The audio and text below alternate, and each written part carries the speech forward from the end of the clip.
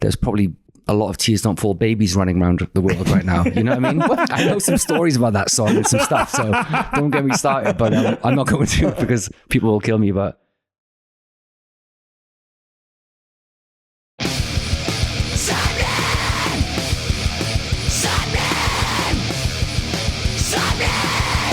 You're listening to Sappenin Podcast. Sappenin! You are listening to episode 323 of Sappenin Podcast, featuring myself, Sean Smith, and my good friend, Morgan Richards. Yes, it's me, Morgan Richards, and all these things he hates revolve around me. So, oh my God. If I am the poison of this podcast, I'm going to double down and make you suffocate under words of sorrow as we look back on an inspirational album that changed the game for a certain band and a certain scene. Yes, this week's guest is frontman and songwriter of For My Valentine and Axe Wound, the beautiful Matthew Tuck. Woo! Woo indeed. Woo indeed. It was great to have Matt back on, and I want to say a big thank you to him for letting us go to his hotel to go and have this chat with him. It was excellent day, which is Italian for very good. I was a little bit disappointed because it wasn't room 409, and considering they're celebrating the 20th year of the Poison, you think the hotel would have been like, oh, got to play on the pun here. Or is that just me? I'm just thinking about puns for everything, and I don't think Travelodge thinks that deep. It wasn't a Travelodge. It wasn't. Come on, man. No one listening to this believed that for a second he'd say they're a Travelodge, man. Come on. But yes, it is the 20th anniversary of The Poison. I mean, what an album that burst bullet onto the scene all the way back in 2005. All you got to say is Tears Don't Fall and how iconic that song has become over the last 2 decades. But all the songs on that album have created memories and the foundation for them being absolute heavy metal juggernauts all around the world. Last year, they announced that they would be celebrating this record along with their friends in Trivium for the Poison Ascendancy tour, 2 bands who made a name for themselves in this scene and inspired a whole generation of artists looking back at their earliest material and playing it in huge arenas that they've been doing this week. And we were very lucky enough just a couple of days before this mad tour started to sit down with Matt Tuck in his hotel room in Cardiff and celebrate this record, go through it, look back at some of his early memories of writing these songs and how it's changed the game and how the legacy has evolved, things he likes about it, things he hasn't, mentality, just so many different aspects between these songs. And I think over the years, Tucker's had an unfair reputation of being maybe a bit secluded, a bit too to himself. But if anything, on this, he was completely honest. And I feel like this is the real Matt Tuck, trusting us to just have a laugh and open up about a lot of different topics. Yeah, I think you're right. I think he's had a bad rap over the years.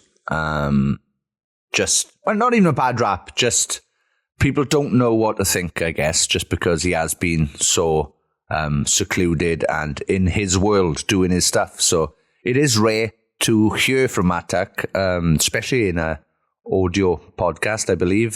He doesn't tend to do many of them. So yes, thanks again to Matt for trusting us with this and being so fucking open and lovely. Like you said, he was absolutely fantastic with us. We hung out before and after the podcast as well. We hung out for a little bit and had some chats. And all of it was very, very enlightening. So thanks again to Matt Tuck. Congratulations to For My Valentine. Padge, Jamie and Matt, who I know, all deserve it very much. And so does Jason, who I don't know. But yeah, that's the way I separate them. I know them three, I don't know him. The show Sunday looked absolutely incredible. Well done to For My Valentine for the production. And well done to Trivium as well. Great show, great lights, great atmosphere.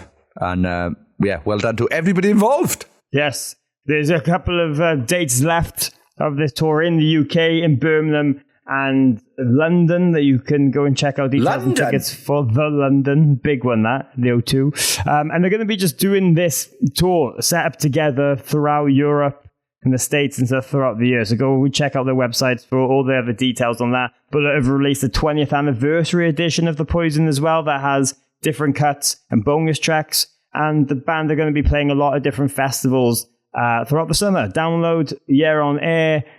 Go and check it out.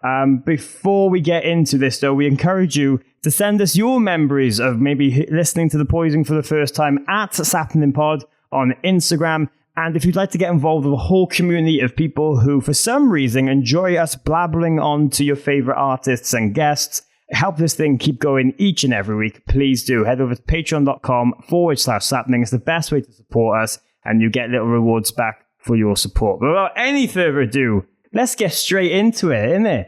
There's always something fucking going wrong. The Pathfinder walks in the wrong direction, but this off. You made me ill. You just give me lung disease, I think, and with that. Yes, this is Matt Tuck from For My Valentine and Axe Wound on episode 323 of this Sappenin Podcast. Sappenin! Sappenin! I enjoyed this one very, very much. He was absolutely lovely. Top chap.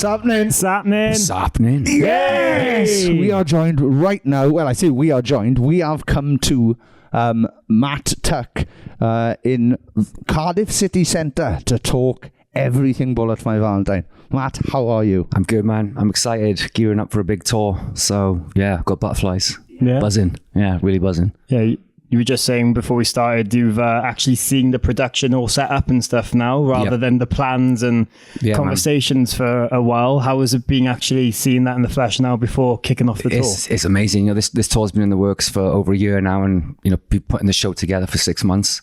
So to finally get into the arena this morning and have a little look at the scale of it, and you know, it's very real, and that's why the butterflies are fluttering right now. You know, It's like, fuck, here we go. But yeah, it's good, man. I'm buzzing. We've had the arena for like 3 days. We've got it for another 2, and then the 2 shows we've like taken over the arena for a week. That's awesome. But you know, we're doing a lot of prep there. We're making sure everything works and runs smoothly, and it's going to be the biggest Bullet show we've ever done. So wow, I'm buzzing hard, man. Yeah, I'm excited for you. I mean, you said what's going on. We won't spoil it because obviously go and get a fucking ticket if you haven't got it. If you can find tickets. Well, yeah, I don't think you can, unfortunately. That's it. It's too late. Oh, so in that case, yeah, fuck you guys. Yeah. You are missing out Snooze, you on. lose. Yeah, you are missing out on the best Bullet show so far. Yeah. It must be quite funny thinking back to like the early days of the band, right? And being like, playing the arena would be like a pipe dream. And now you're there. You've taken it over for a week of just production stuff, playing 2 shows. It's quite funny how far things have come when you look back at the really early days. It's mad. You know, the Bullet story and journey is like a fairy tale. Every time we talk about it, you know what I mean? But, you know, 20 years down the line, we celebrating an anniversary tour of that first record, which started this entire journey. And, you know, to sell out 2 nights in the Cardiff Arena, you know, that makes me warm inside. Yeah. You know what I mean? So the first ever gig I went to as a 12-year-old boy was in that arena. Yeah. Oh, wow. You know, so to be able to come back and play there time after time, you know, our first headline show there was in 2010. So we've been playing the arena for a long time. So it's not our first experience of it, but it's special every time. And this one, you know, for what it represents and smashing out 2 nights back to back is like fucking awesome. You know what I mean? Just so proud of myself and the boys, and so grateful and thankful to everyone that's been part of our journey. You know, it's incredible. Nice. Who was the band you saw? Meatloaf. Nice. No. Yeah, and it was when I Can Do Anything for Love was #1 in the UK charts. So that was it was awesome. And I went there like kind of sulking because it was a proper family night out with my parents, my sisters, me. And I went kicking and screaming. And then about 30 seconds into the first song was like, fuck it, what's happening here? Like, and that was probably why this has all happened.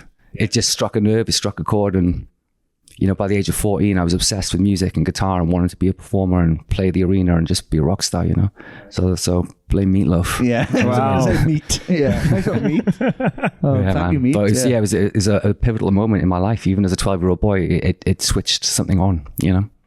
And here we are, like, again, like smashing out 2 nights again in that exact same place where, you know, it sparked something in me. It's pretty mad. And again, you saw that production in a massive arena, and now you're putting on one very similar. Yourself. Yeah. When you get the, when you level up to arena level, you know what I mean. You've got to step up your game as a performer. Putting on the production that needs to be suitable for that style of show, and we've prided ourselves over the years of always doing that.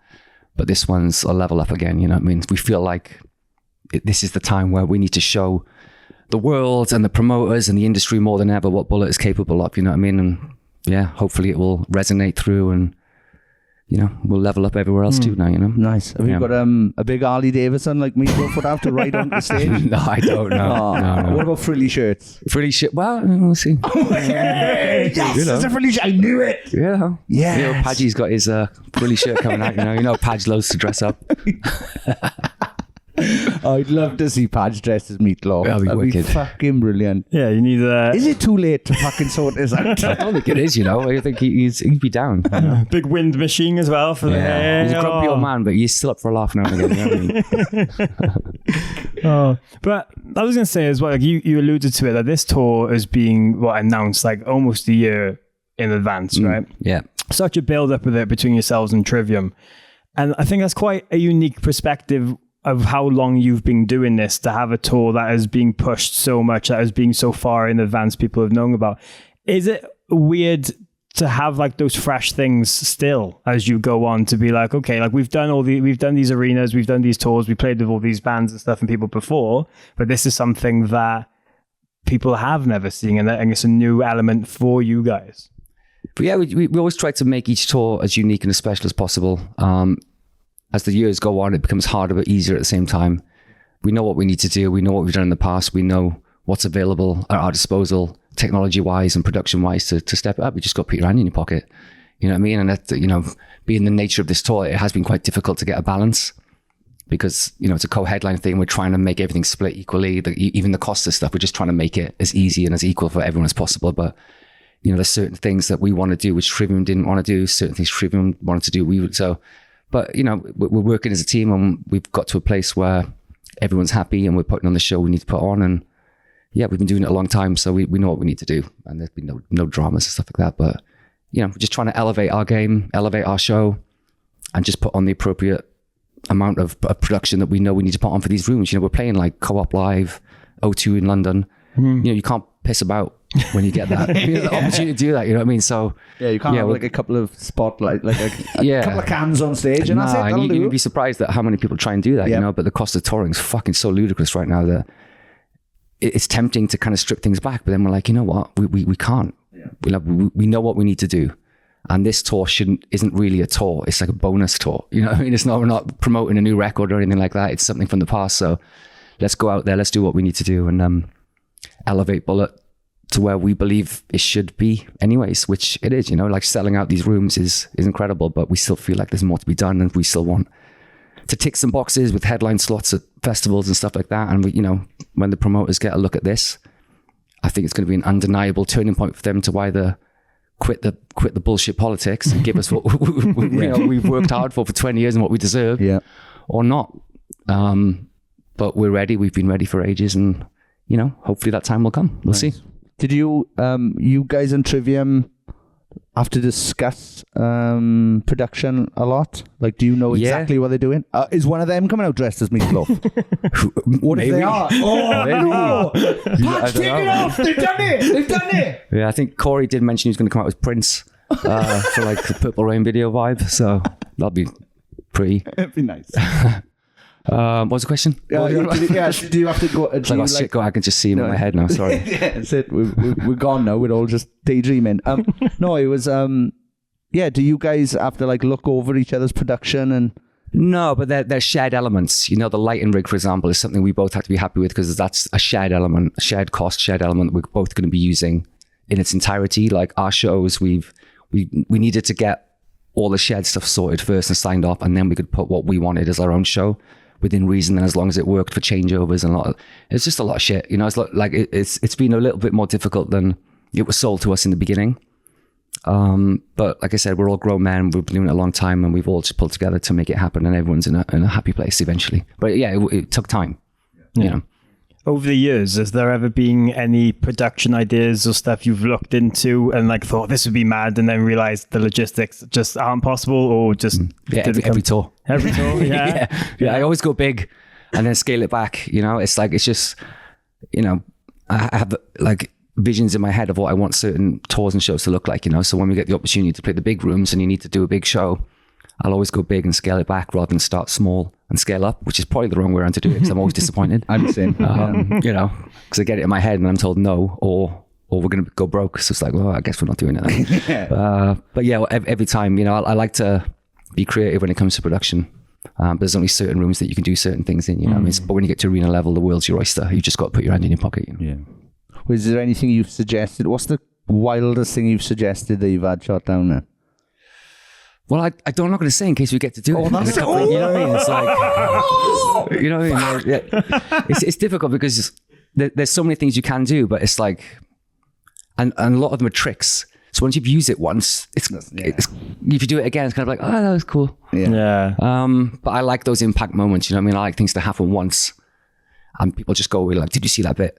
I want people to come away with nuggets of memories. You know what I mean? But they're really expensive to do. But you know, maybe there'll be a few on this tour. We'll see. Nice. Yeah. I was just trying to work out how you could make it rain during Tears Don't Fall. Are you serious? What? I'll show you something when we finish. I'm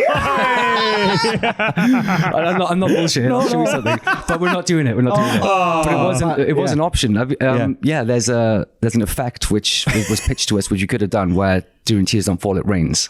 But that comes with issues as well. But we could have done it. Have you ever been to like Cirque du Soleil? Yeah. There was some stuff which they did in that which we were going to incorporate into this, but nice. didn't go there in the end because I think the aesthetic didn't fit the rest of it. But yeah, okay. that was on the table literally like 2 weeks ago. I'll show you after. Wow. If worst comes to worst, you can just put both of us on the balcony with buckets of water and we can or some fucking Nerf, like super Nerf guns. It's got to be way cheaper. But those effects are good because you can put like words and pictures in the rain as well because of the way it comes out. Yeah. You know? So yeah, it's an effective effect, but I guess once you do it once, it's kind of done then. And it's, you know, no one wants to slip and bust out a knee because you know you can get a bit wet. Yeah. Move on because I want to talk about that. I was going to say, especially if you play like Wicked the Demon doing an encore and you're scaring people and giving them nightmares, that's the even worse route to go down maybe. So they'll probably sue for damage. I did Don't give me like no. It's not happened yet. It's not happened. Anyway, whoa. Cut that bit out. Bleep yourself. People will bleep. You mad fat guy. You're trying to get everybody in trouble. But let's get into the Poison, because obviously 20th anniversary and there's so many people sharing their memories of first listening to this record and rediscovering some of the tracks and going back and listening to it. For you, like, obviously you've lived with this the whole of Bullet's career. What is your like first memories of either getting stuff ready for this album in terms of songwriting or just navigating from that EP to the album and everything in between? It depends how far back you want to go. You know, this journey started when I was like 14, really. It only started really to become a bit more of a serious thing when I was kind of around 20, 21. And then I started to write songs properly rather than just piss around in my bedroom with the guitar, pretending to be a rock star with my top off, you know what I mean? Which we all do. But I just started to become quite good. And, you know, and that was just, no one would hear anything, but I was like, oh, this is kind of starting to sound more like songs now rather than just stuff you put together when you first start writing.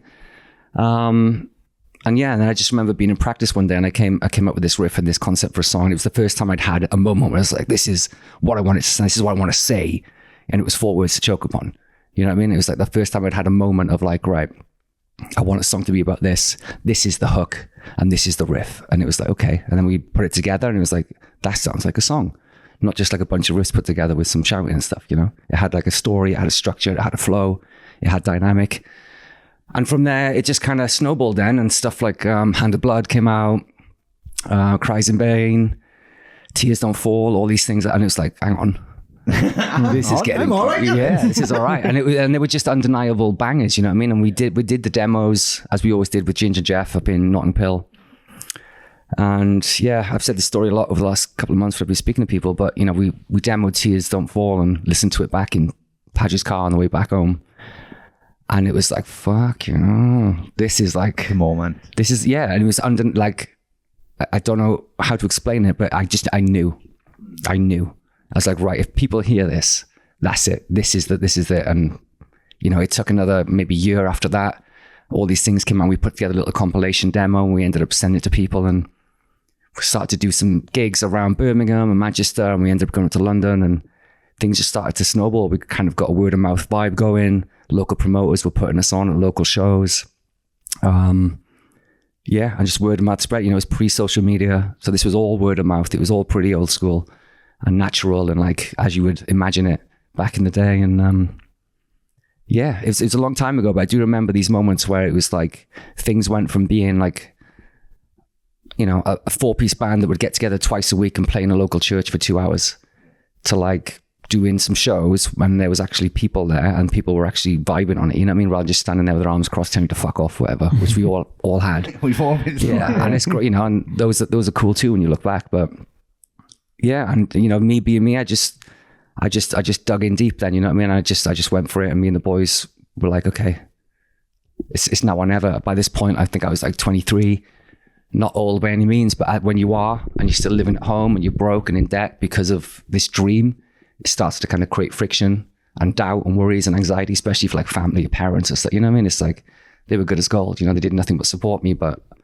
as a parent, they were probably freaking the fuck out. You know what I mean? But we had a dream and we manifested it and made it happen. And I think it was just those early demos of those songs like Tears Don't Fall, all these things, all those songs that defined our band and were the highlight of our debut record. They were the reason why it happened. You know what I mean? I don't know. It's hard to explain. Yeah. That's the story, And that's cool. We sacrificed a lot. We worked hard. We never took no for an answer, and we were just relentless in our pursuit of rock stardom. You know what I mean? And we just made it happen. And it doesn't work for us. The story isn't true for everyone. Everyone, lots of other bands work as hard as we have, if not harder, and it doesn't happen.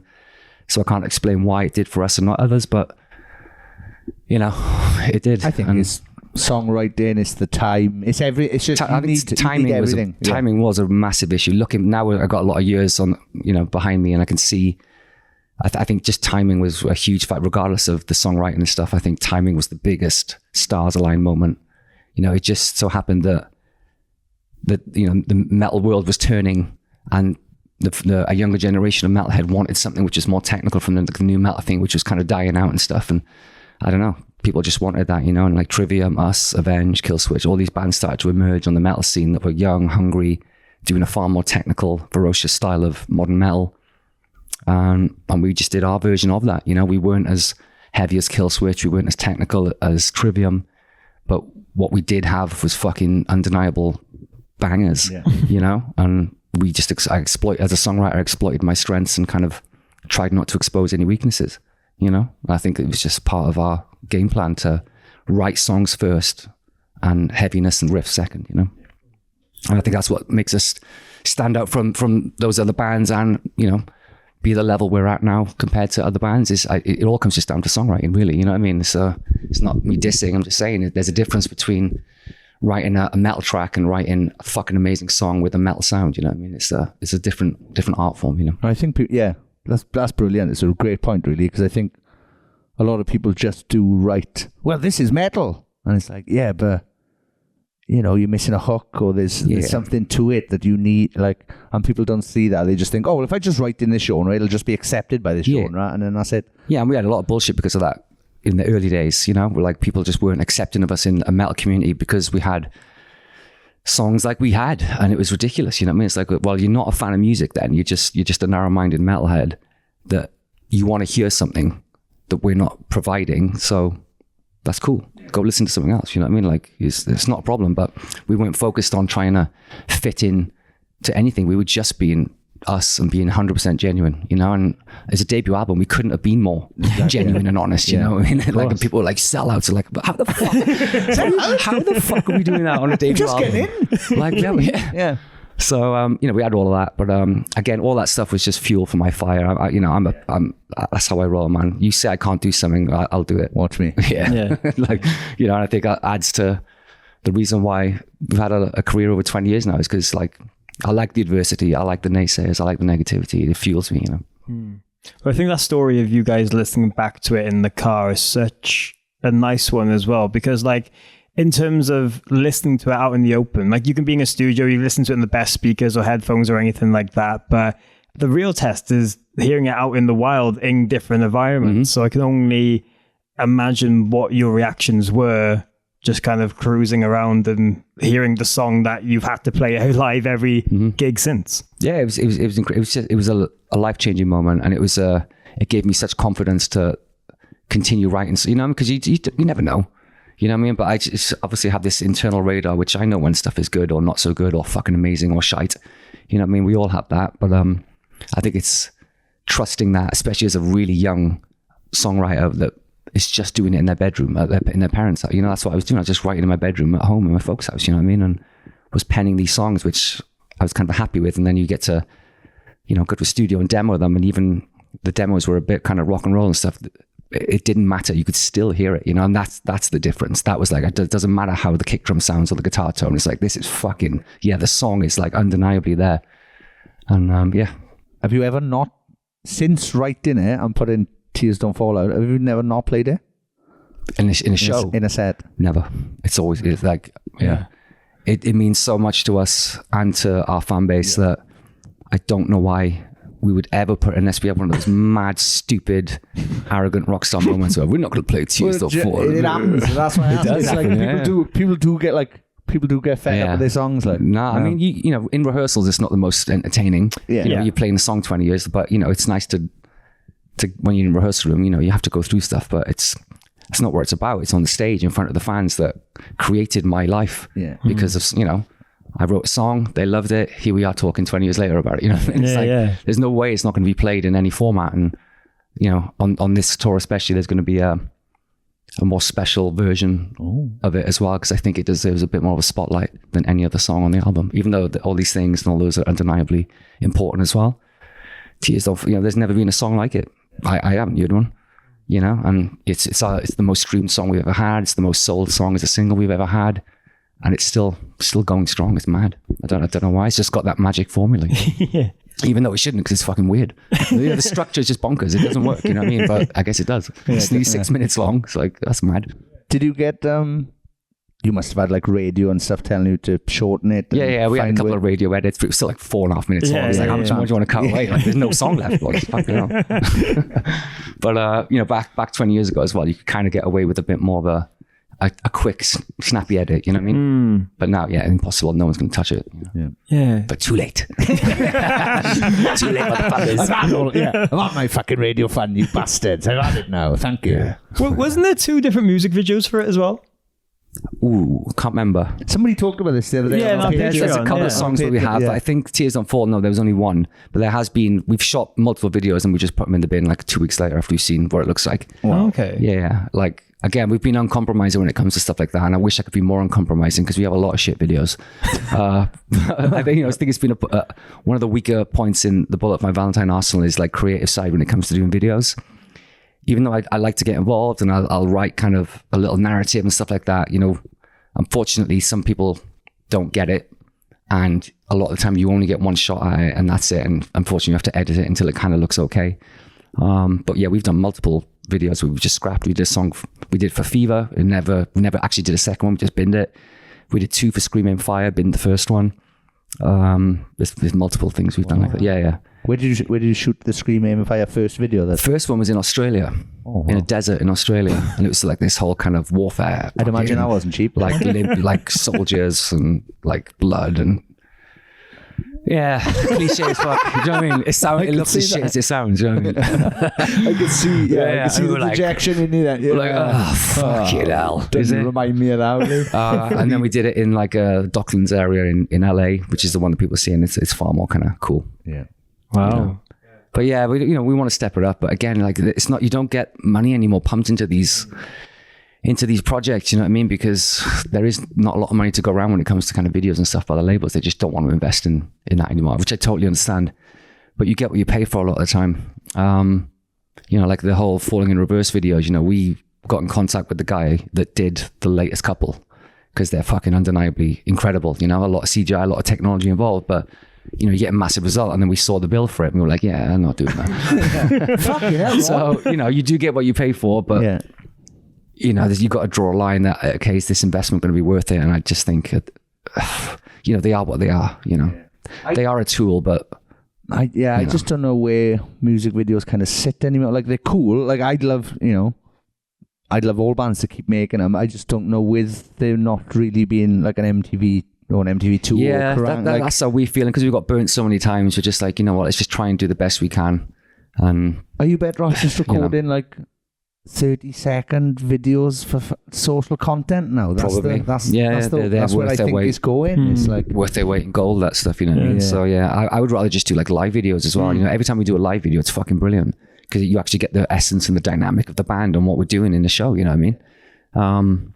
So yeah, we did a Piece of Me video on the Gravity album in Ali Pali, you know, it's fucking brilliant. You know, and then you have a big budget and you go in like a set and you have this narrative and actors and makeup and all this bollocks. It's like, and it's fucking shite. You know what I mean? It's like, that was crap. That was a waste of fucking 50 grand in 3 days. So yeah, maybe that's a tactic we should do is just, you know, because we're doing all these huge shows now. Why don't you just capture it all and put a montage vibes video? Yes, do it. And people can, and that's what you're promoting. You're promoting where the band's level is as well. You know what I mean? So I think it's a win-win. Yeah, well, you know? Yeah, those things, yeah, because then if you're using live shots, that gives people in for the future then to go, oh, I've got to go see that. Yeah, that looks massive and that looks amazing. We need to go to that. Yeah, so that's what we're going to do from now on, boys. I've just decided. Just decided. Sorry to all music directors, all music video directors. Sorry. I've just lost you a gig with For My Valentine. Sorry about that. But going back to, obviously, like, there's a core amount of songs on this album that you have played in pretty much every set or for years and years since that. But you mentioned something there. I'm sure really the fun for you now is like not rehearsing them, but it's all about that live reaction. Do you know that, like, okay, we're ending with tears or whatever, you know the place is going to go mad, you know there's going to be a huge sing-along. I'm sure it really for you, that's what the song is for you now, is reaction over actually wanting to play it. It's more wanting to play it for them to give it back. It's what we're doing for the people standing in front of it, you know what I mean? It's not about us.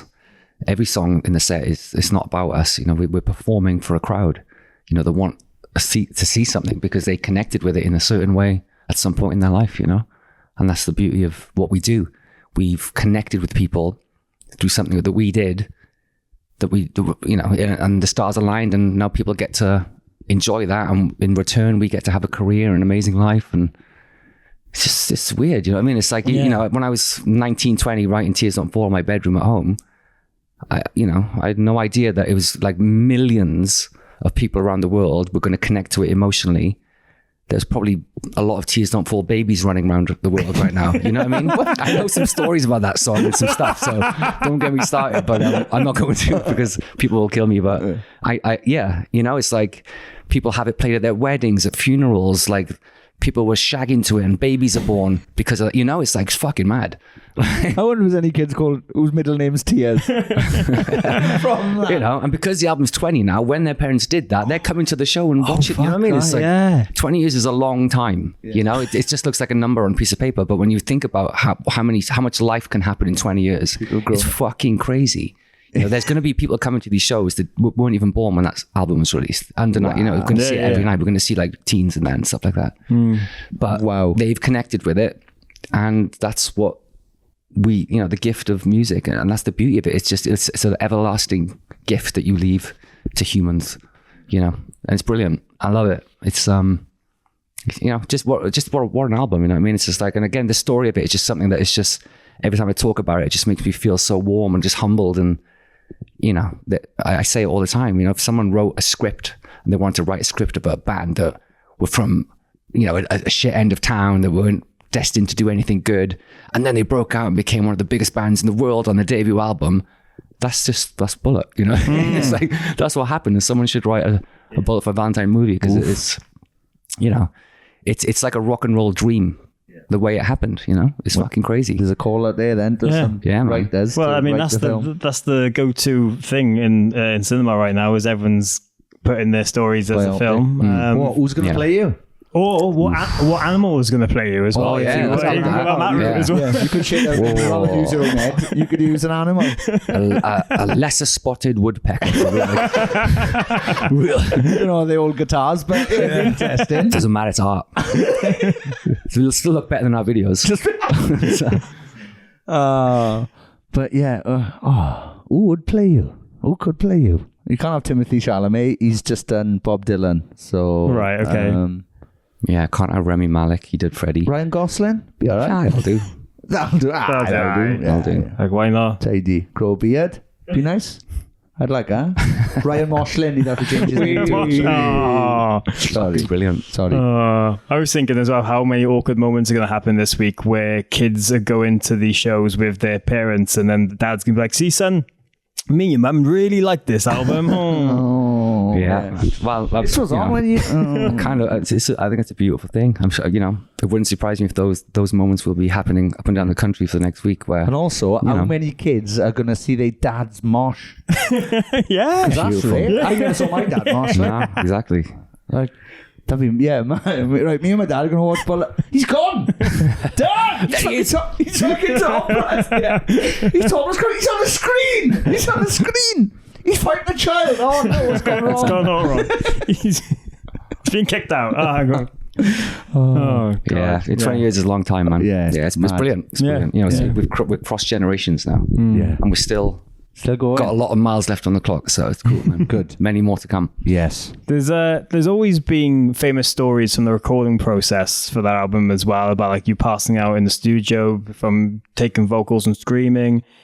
What do you remember from not just that, but just being in the big studio like that for the first time with a mega producer and like actually getting the songs to sound how they have?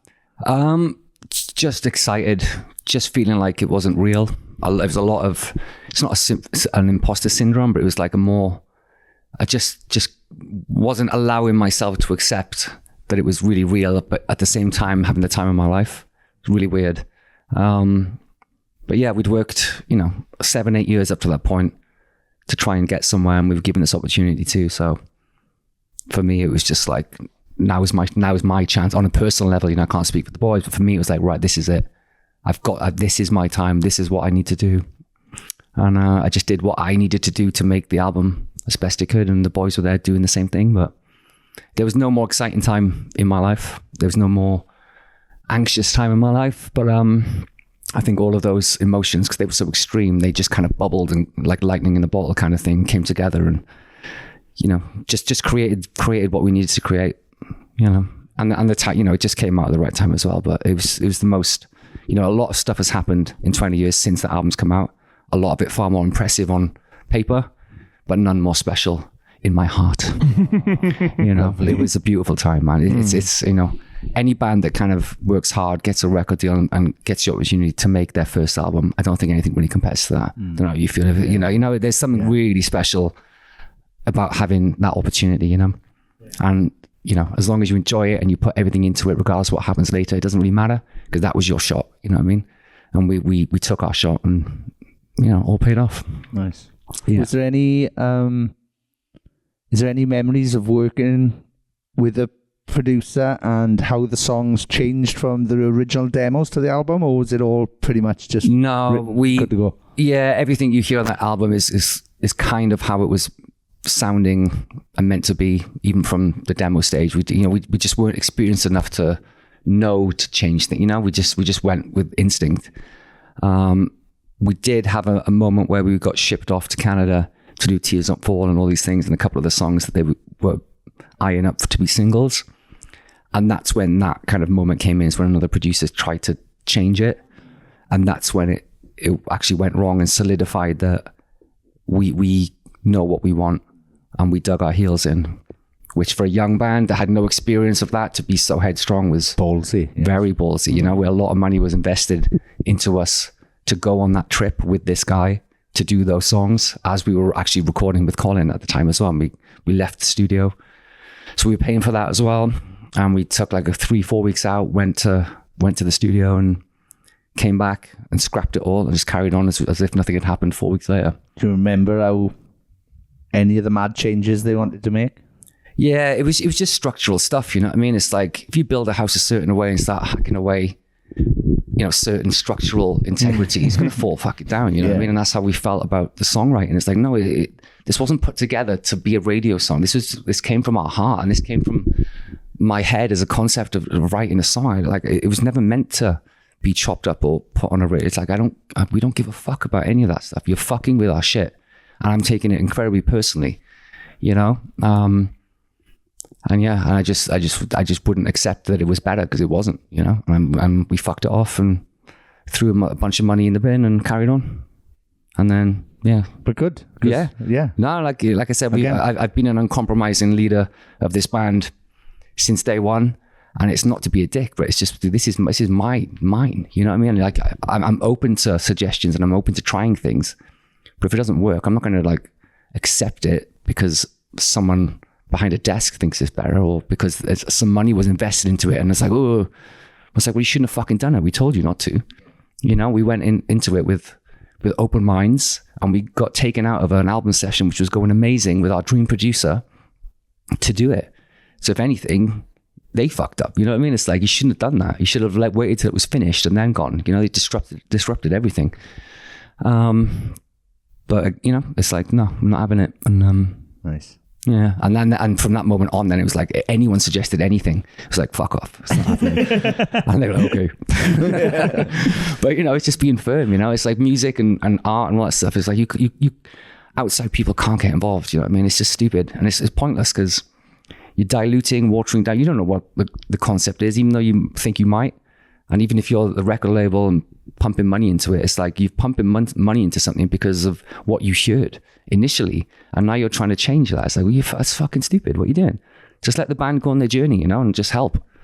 It's a partnership, but you do that and we'll do this. Yeah, you know? I agree. So we had that experience early on, and you know, and unless we wanted to try it again, we never did. But we did a couple of times, and some good things happened out of it. But we've never been a band which has had like co-writers or producers getting involved. So we just, you know, and we've done all right. Yeah. You know, and I'm open to it. You know, I've been writing a lot recently with other people just as an experiment. You know, and I think I finally found a person that I really gel with and stuff like that. So maybe on the next album, more co-write stuff will happen. But at the minute, we're just having fun writing, and if some stuff sticks, it sticks. But are you writing for them, or is it for you, or it's for Bullet? Anything. So we'll see how it goes. You know, we've got 13 songs written. You know, we like to ruffle feathers, album to album, so we'll see where it leads. I think it's exciting. I think it's fucking cool as fuck, and it's still got all the DNA you want from Bullet. It's heavy, it's catchy, it's anthemic. It's just, again, we just tried to level up certain things and put a little twist on it, like we do album to album. We like to keep people on their toes, you know, especially us as songwriters. We like to do stuff differently as well, keep our brains entertained, you know. Yeah. I'm sure as the band's gone on as well, it's weird because more and more people will try and get involved and try and lead you in certain directions when you think maybe that's the time they shouldn't, because you've obviously have a brand, you have the vision of what you want to be. It's weird when that happens, and if anything, trying to keep that control is something I'm sure you've had to put up a lot with. As a metal band, I don't think it's as like intrusive and as intense as if we were a pop act or a hip hop act. You know, that happens all the time, and you're basically manufactured to do that, and that's the agreement you have before you get into the agreement. It's like, this is how we're going to roll, these are your co-writers, this is how you're going to dress, this is what we want, you know, and you go, okay, and that's fine. You know, but we were 4 smelly metal dudes from Wales, you know what I mean? It's like, you know, that's not what this genre is about, you know what I mean? And so, you know, like I said, from the early days, we had those experiences and it didn't go well, and we've really been headstrong ever since. We've never had to go down that road. But there, you know, sometimes outside influence will try and creep in, but they're just suggestions, you know, and it's done respectfully now. And, you know, I think our team, they just, you know, they know I'm just going to be like, fuck off, you know, if we need that help, we'll ask for it, you know, and we're not shy to ask for help. And I'm putting myself out there trying to find fun people to write with, to expand my horizons too. I'm not closed to any of that stuff. Yeah. You just need to find the person that you click with, you know, to bring out that extra level of you. Yeah.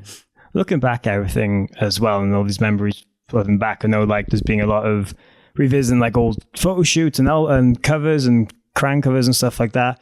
obviously you and Padge are the only two original of the four Yep. left of this journey. When you do look back on stuff, do you see it quite a bittersweet in some ways, or do you just see it as like at that time the four of you really broke through together, and to see how our life has changed over that time? Yeah, I mean, it just is what it is. Our journey started as it was, and here we are, and it is what it is now. I wouldn't change anything. It's all part of the journey. It's all part of the story. 20 years is long. Stuff happens in 20 years. You know what I mean? So it is what it is. Me and Padge are still very focused on elevating the band. We're still very hungry. We still love what we do, which is good. There are moments where we don't, but that happens in every career, every job. And yeah, we're in a great place. We've never been a better live band. We've never been better creatively. And, when people come to the shows on this tour, they're going to experience that. This has been, 20 years of experience and doing what we do. It's, we still feel we're improving, which is a good feeling. And I think that's why we continue on. I feel as a songwriter, I've got a lot more to give.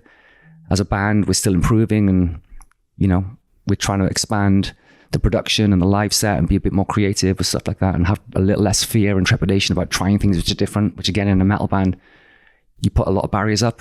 I don't know why, but you do. But I've tried to break those down for the last 5 or 6 years, get more comfortable with being uncomfortable as a songwriter and doing certain things.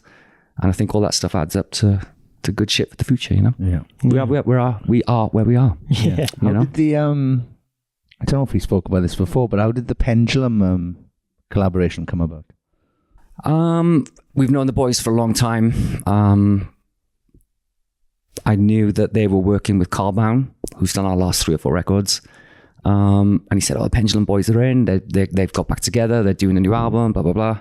And I was like, cool, man. Just ask them if they want me to do a collab with them. And he's like, okay. And he did. And they were like, okay. A couple of days later, we were doing a track together, Nice. And it was just simple as that, really. They're big metalheads. Yeah. Obviously, they've got their drum and bass thing down and the DJing stuff, but at heart, they're massive metalheads. They fucking love it.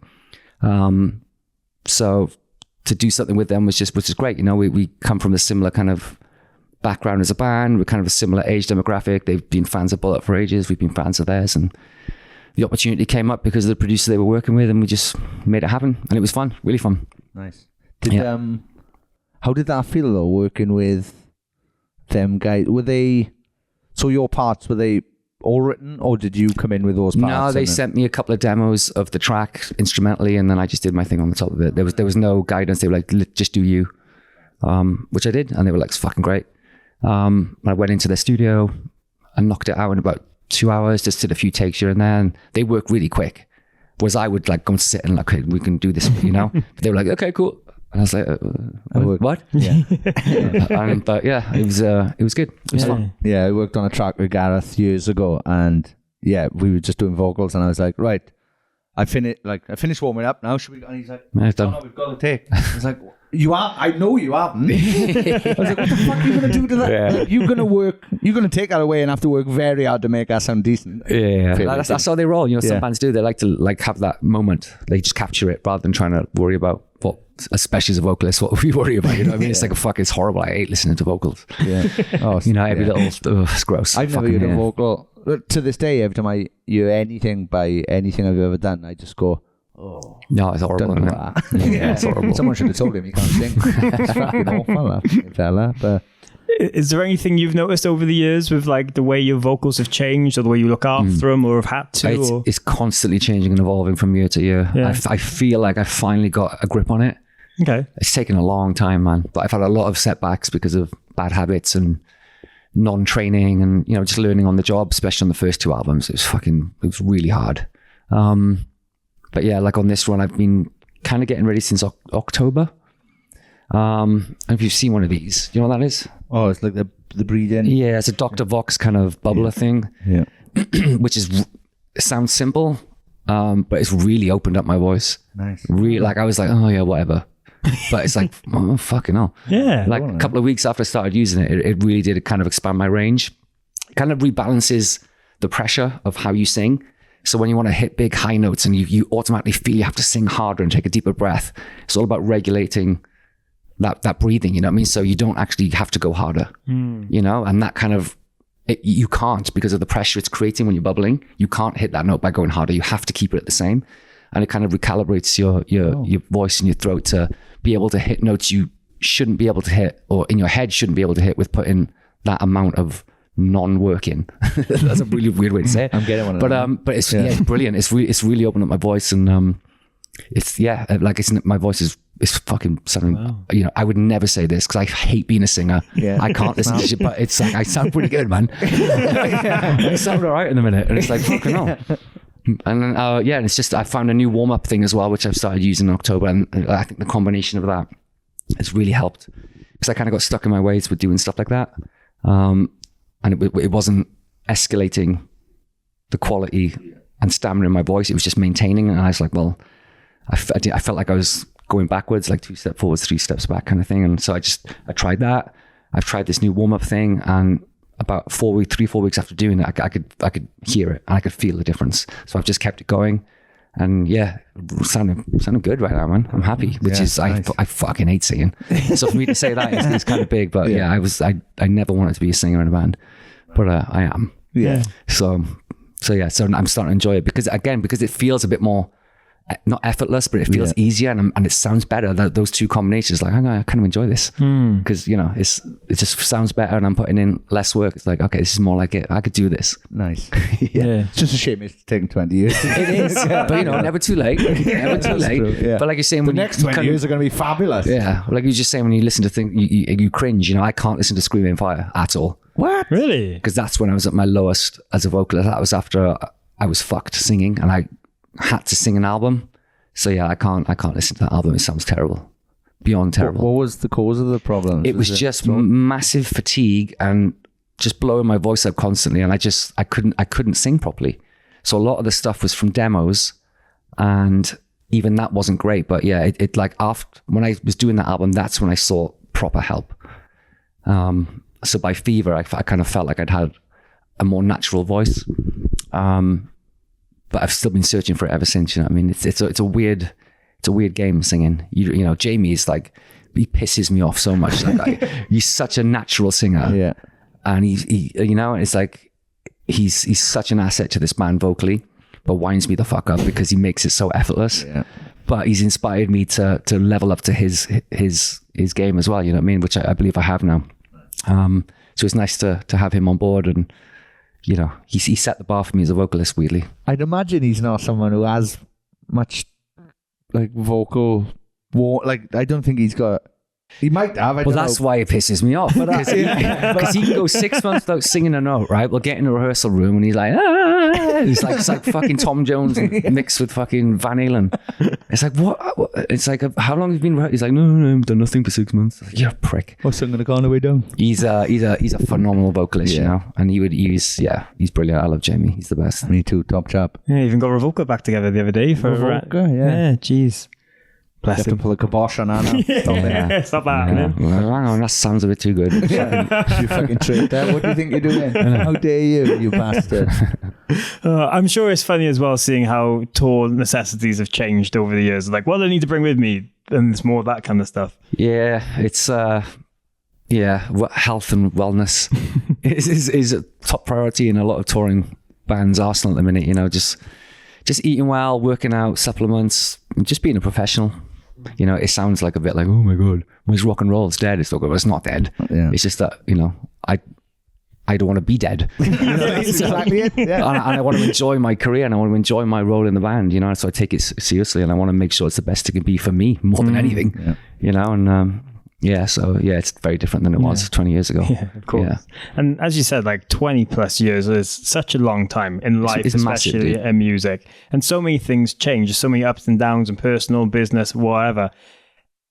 Is there been points where you have looked at maybe stopping Bullet or taking a break? Because I've always been amazed that you're a band who've never done like the hiatus thing. You might have a year off and be really quiet, and then you've come back with a new album and tour straight away, but you've never actually like broken up, hiatus, taken a break in that sense. Has that ever been close behind the scenes, or have you all been very good at knowing, right, we're going to take this 12 months off because we had 2024 was off. The last show we've done was in Osaka, like December 6th, 2023 was the last time we played a show. It's now end of January 2025. Yeah. So that for me is a hiatus. There's no reason why we wouldn't continue on. Having a year off is great. But like, let's go. Get back on that fucking bus, boys. Like, you know, we've got things to do. But no, we've had no reason to do it. You know, we went through a rocky patch with like temper and stuff like that. And, you know, there was moments where everyone was a bit pissed off and I think we just kind of lost our identity a bit, you know what I mean? We kind of lost focus. We lost identity. We lost kind of a bit of ambition. But up until that point, you know, For My Valentine was fucking unstoppable. You know what I mean? So it was always going to happen at some point. There was always going to be a moment where things broke, you know what I mean? And that was it. You know, if you look at the journey from the EP to Fever, there was no stopping this band globally, you know what I mean? And, you know, things finally crumbled down a little bit on Temper, and we just had to rebuild from Venom onwards. And so many people wrote us off. Like, the amount of shit I saw written about, especially in the press, you know what I mean? Like British press, but they were fucking saw this, you know, the knives are out, you know what I mean? Because there was an opportunity to finally maybe stick the knife in and have a go at us because things weren't as good as they were. It's like, hang on, have you just forgotten the last 10 years of our career in an instant because something hasn't gone our way finally? And when you were doing them favors, they couldn't fucking take them quick enough. And it's like, cool, all right, thank you. Yeah. And, you know, and that's why, you know, Venom was so ferocious and came back swinging fucking hard. It's like, you know, we wrote an album which people didn't really love. Okay, cool. So what? You just write us off now as a shit band that's it. It's like, what are you talking about?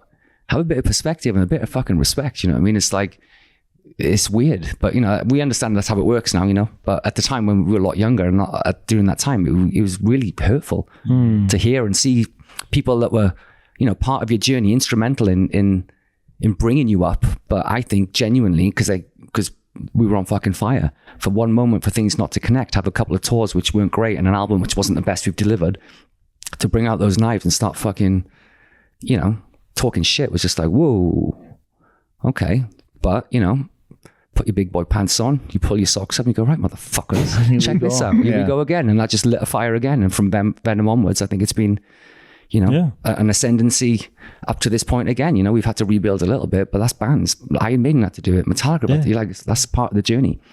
You know, and obviously throw a bit of curveball of gravity in there, you know, is fucking brilliant. Freaking people out constantly.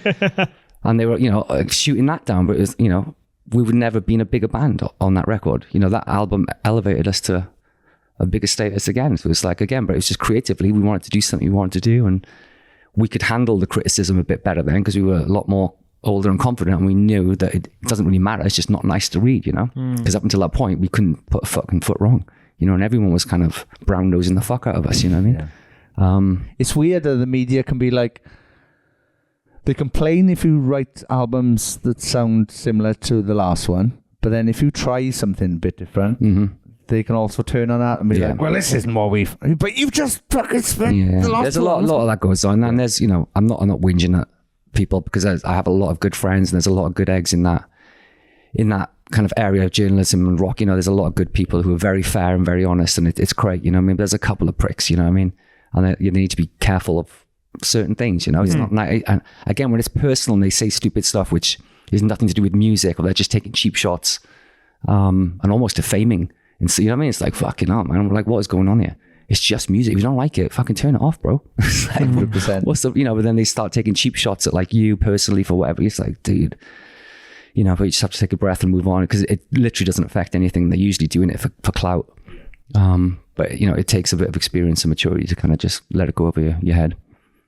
You know, and you know, I think for us, it's like, okay, well, this tour is like, hey, remember 4 Ways to Choke Upon? Look at me now, bitch. You know what I mean? So, you know, we always kind of come back swinging, and you know, those things are little bumps along the way, but we learn to deal with them now with a bit of experience and maturity and stuff. And I think there's no better tour to kind of stick that middle finger up to everyone that still to this point maybe have a bit of shit to say. It's like, cool, man, but you know, look at this. Look at us now. Look at this, you pricks. We're still around.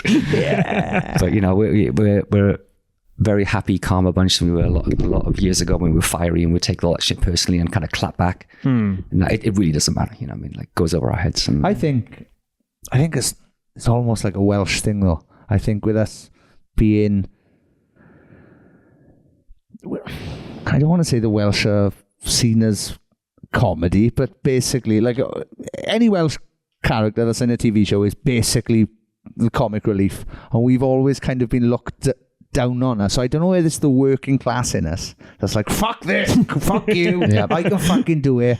But it seems to be that thing, and I just love it, and I love that you've faced adversity and just fucking walked through it as well. Yeah, we took it head on every step of the way from everyone you can imagine, and ended up still achieving what we wanted to, you know. But it does take a certain mentality and a strength, and like an inner strength to kind of not take it personally or accept it. You know, no one should be shooting dreams down in any capacity. Like, just because you haven't got dreams or ambitions, you shouldn't be shitting on others, you know. That's like, that says more about you than it does about me. You know what I mean? Yeah. Right. So yeah, go. You do you. I'll do me. Yeah. Nice. In this world as well, you can't keep everyone happy all the time. There's always something going to be wrong, isn't there? There's always going to be like, so. You know, it's like a vocal minority as well that will always pipe up, you know, so you just have to be like, oh, cool, whatever. Just like, why are you giving me time then? Yeah. You know, like, it's just like, go do something else, bro. Cool. If you had to describe the Poison in a few words of what it's kind of meant to you in terms of being able to afford bullet this career and then do everything else after it, like, how would you describe the Poison just in a sentence if you had to? Oh God, I don't even know where to start. I don't know. It was a moment in time where we created something which we weren't even aware of, that luckily connected with a huge amount of people around the world, not just in Wales or the UK. It literally went global real quick, and it just opened the door for us to have this life that we have today. And none of it's been easy. We've worked incredibly hard. We've sacrificed a lot, and we still do 20 years later, but we feel it's all worth it because we get to do this, and it's an incredible honor, and it's an incredible life. It's like winning the lottery. You know, we just bought the right ticket at the right time. That's it. Nice. Yeah. Well, it seems like you're very excited for everything coming next as well. So obviously you got this tour that's going to be the majority of this year is touring with Trivium around the world. You got some festival dates like Download and stuff in between. Is there anything else people can kind of expect or keep an eye out for or anything? At the minute, it's just all the Poison Ascendancy is just dominating everything. We've got some time. I think July to September is free. That's to make the new album. So whatever happens, that's happening then. Nice. It's not written yet, but it will be. And just using this moment to kind of celebrate just a cool moment for our band. You know, it's not something we're ever going to do again. You know, I think it's been done now, and we can't do it for every album. But I think because the Poison was a debut, it just makes it way more special. You know, you don't really. A lot of bands don't hit that level on the debuts, second, third albums sometimes, and it blows up, you know what I mean? But for us, it was literally from day one. So I think that's kind of why it signifies something so a bit more special than if it happened on Fever or something. I'm just going to go out and enjoy it. And that's it really. It's 2025 is just dominated by this tour, and we have a bit of summer off to make a new record in between. Nice. And that's it. Cool. Awesome. Yeah. Dude, thank you so much for taking the time and inviting us. Wait, I've got one more question. I've decided I'm going to start asking guests going forward. Have you ever experienced anything to do with UFOs? Or have you seen a UFO, or do you believe in UFOs? I've had no personal experience with it. Okay. I'd like to. Of course, there's going to be something other than us. It would be impossible that there was nothing else, right? Correct. Like a human's brain capacity to feel that there's nothing else, I think is insane, because we are just a blip of fuck all in a massive infinity. Yeah. So gotta be. Come on down, join us. Come to a show. Come and see a bit of Welsh heavy metal. You'll be all right. You need to play a venue where there's an open roof and just shoot lasers up. That'll get them. We'll get the roof off. Oh, if we were in the Millennium, it would work. Oh, well. Is it still called Millennium Stadium? No, Principality. We don't call it Principality though. That's a shit name. I'm calling it Millennium Stadium.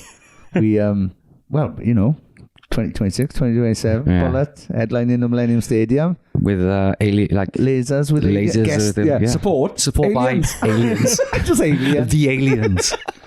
Yeah, it'd be brilliant. I love it, man. Yeah, fucking hell. Oh, we could do a whole episode. Do another episode on just aliens and the supernatural. We should do that, man. Just get weird. Just get some edibles and just go fucking mental. I'm all for that. Sign me up. Yeah. I only asked because I saw a thing the other day with John Lennon, and John Lennon was saying that he saw a UFO in 1974. I bet he did. I bet you saw them all the time. That's true. Yeah. Nobody reckons he was stone cold sober at the time. So, you know, again, whether you believe that is something. But what's going on with these drones then? I What do you think it is? I think it's aliens. Okay, cool. Basically. Yeah, I won't go too far into it, but there's a big mothership in the Atlantic Ocean. Okay, cool. They're under the water, aren't they? Because that's where they've we should get Padge. Should I give Padge a call? You should get in on this one. Oh, fucking right. Honestly, UFO podcast with Padge. He'll blow your mind. He will blow your mind. I'm sold on it. Like, yeah, they followed them back from New Jersey to the sea, and then they just go into the sea. So, fuck, you know, who's doing that? Aliens, but it can't be aliens. Couldn't be humans. It must be aliens. That's what someone reckons. But thank you very much for this. Right. Sorry about the weird end. No, I love it. Let's go. You never know. Think about how many people we've had on here, right? Who have flown so many fucking, thousands of millions of miles, and surely some, we're going to have a guest who's going like, oh, I've never talked about this before. Yeah. I got abducted. I wish I did. That'd be fucking sick to have an alien experience, man. I'd love that. Yeah, you could have made a story about it and said, I got abducted just for the poison, and then all of a sudden I had all these songs in my head. Just downloaded songs. But yeah, thank you for this. This has been awesome. Yes. You're welcome, boys. No worries. Congratulations on everything so far. Thanks, man. And these shows are going to be fucking awesome. They're going to be mega. Yeah. Can't wait to get it going. Yeah. If you can't buy a fucking ticket, I don't care how much it costs you. It's going to be fucking worth it. Do it. Thank you very much. 100%. Cheers, Matthew. Let's go. Cheers. You're listening to Sappenin Podcast! Yes! Yes! Yes! Great. Absolutely lovely chat there with Matthew Tuck. I can stop calling Matthew. Matt Tuck of For My Valentine, Axe Wound, an all-round Welsh metal legend. Again, thank you for your time. What a lovely chat. I hope the shows are going as well as they can for you. The production's fucking class. Good job. Well done, all involved. Yeah, we got to see them the other night in Glasgow and at the Hydro, and what a fucking kick-ass set. Like, that whole album from start to finish is just sing-along central, right? In between all fucking mad riffs and mosh moments. And it's just, getting to hear the deep cuts that we don't get to hear at every single Bullet set just really set the place off. And the fact that you can just put in Tears Don't Fall like a third in the set list, where like normally you got to keep it like towards the end, and people still go a bit crazy. He did the bit where he played the first verse and chorus acoustically first before they went into the full band setup. I think that was quite nice, different. Nice, yeah. But yeah, and I always love just seeing Jamie so fucking happy and singing a lot of screams and stuff as well, because like, we've had him on the podcast many moons ago, and he tells the story of like literally going from Bullet's like number one fan in a lot of ways to actually becoming in the band. And it's got to be funny for him to be like, wow, I remember buying this album 20 years ago, and now he's fucking playing mad arenas as part of the band. So it's nice to watch different. He is, yeah. Yeah. I wonder how he got that job. How did he get that? No, I don't know. Someone introduced him, maybe? I don't know. I don't know, but I'm not jealous. Good for him, I reckon. Yeah, nice one, Jim. Real cool, but real cool. I couldn't keep it up. No, I fucking love it. I just love, I love seeing people live their dreams, like. So he's fucking done it, and that's fucking class. And yeah, I'm just excited for what comes next for all of them. And yeah, where the future is for everyone. It's great. It's great. It's looking very bright. The future's bright. The future's orange. Remember that advert? Oh, it is orange. It's fucking Trump. Oh no! I mean, I love Trump. Just in case the Miami Border Force are listening to this. Oh well, that was good for segue actually, because I was going to say to everyone to wish us luck. If everyone listening to this right now could just take a moment, if you could put your hands together, not like a prayer. Whoa, I'm not doing any cult religious stuff, not at all. Whoa, but just put your hands together in some thought, and just think of me and Sean for just a second. I could hear the car in the background. I think everybody else does as well if they have your audio as loud as I have it. Perfect timing. How dare a car drive fast, do? They're meant to have their hands together and be thinking of us. Oh, wait, that's in the future, isn't it? Oh, Anyway, we're, if you follow us at Sappenin Pod on Instagram, you would have seen the announcement this week that we somehow are very lucky enough once again to be going back to Miami to be on the Emo's Not Dead Cruise 2025. Fucking who let us do this twice? Matt Cutchell, Dave Lacey, and Gavin. I forget Gavin's surname, but those three guys are the fucking main on-shows at Emo's Not Dead. So thank you very much to those three for sorting us out. It's going to be a blast. I cannot wait. Good lineup, good times on a big ass boat. So yes, let's hope we all get through border security all right. I'm hoping. Yep. No, I'm not going to say any more because I tell you what. I'll tell you on the podcast when we get back what I was thinking, right? Fingers crossed. Yeah. But we'll dish what we'll do. But no, we're excited to go back. Again, be able to spend a couple of days in America before as actual holiday as well, which is a change. Actually getting to go somewhere and like put my feet up. So that'd be nice. So I'm looking forward to it. So thanks again for Emo's Not Dead. And for everyone for listening, because without your support and the reactions and stuff we get, we wouldn't be able to get these things. So thank you so much. And a big shout out to our Patreon, who are always our number one supporters and push us to do all these kind of things. Well, I mean, they support in a way. I think some of them think, oh, well, if I give them a $5, I can call Sean a cunt to his face. So But thanks to everybody who's part of our Patreon. We cannot wait for this cruise. It's going to be a right bloody laugh. I cannot wait. Yes, keep up to date with everything we got going on at Sappenin Pod on Instagram. And if you'd like to be one of those people who pay us money to say nice things, then not to our face, please sign up to patreon.com/Sappenin. A huge community of people that we love very, very much. They meet up at gigs and festivals and make plans with each other on the regular. It's so wholesome. It's so beautiful to see. So why not get involved? If you head to the description of this and every episode, there's loads of names there that we thank. But as always, Sean is going to give a massive shout out to the elite members of our Sappenin Podcast Patreon community. Those are the lovely humans occupying the top tiers. Yes, thank you very much to these absolute fucking legends. Kylie Wheeler, Janelle Castan, Paul Hirschfield, Tony Michael, Scarlett Charlton, Dilly Grimwood, Mitch Perry, Nathan Croshaw, Johanna. I love how she's just gone one name. That's fucking like a wrestler. Molly Malloy and James Bowerbank, Amy Louise, Kat Besson, Chris Howard, Jonathan Gutierrez, Amy Hogg, Jenny Robinson, Amy Dawson, Murray Grimwood, Scott Jones. We've got a title contender for a fight with Johanna. Mayumi has stepped up. Yes, she's got rid of her surname. Thank you very much, Stuart McNaught, Ellen Southfield, Jennifer Dean, John and Emma, Caroline Robson, Jenny Munster, Louis Cook, Carl Pendlebury, Jason Heredia, James McNaught, Martina McManus, Danny Eaton, Thomas O'Neill, Sean Foynes, Kalila Keane, Adam King of the Goss Parslow, Dan Peregrine, Emily Perry, Ollie Amesbury, Josh, what do you call a consummated detective? No shit, Sherlock Crisp. Thank you very much, Fraser Cummins, Laura Russell, Lambda Lee Martin, Connor Lewins, and Kyle King of the Sloth Smith. That's his words, not mine.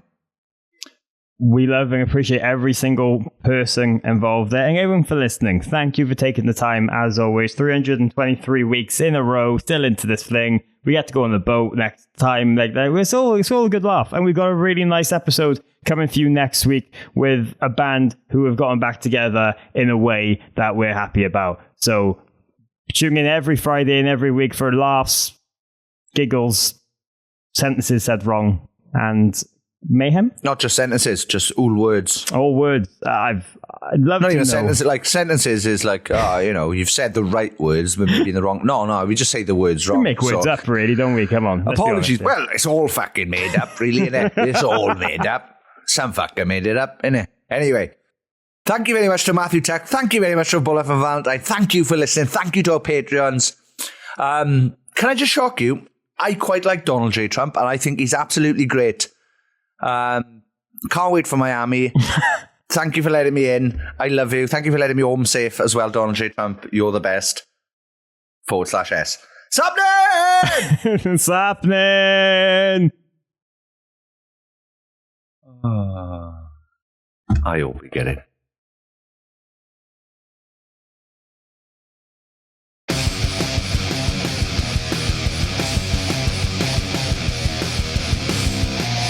You're listening to Sappenin Podcast with Sean Smith and Morgan Richards. Thank you very much for downloading this podcast or streaming it, or I don't know what else you do with podcasts. Thank you very much.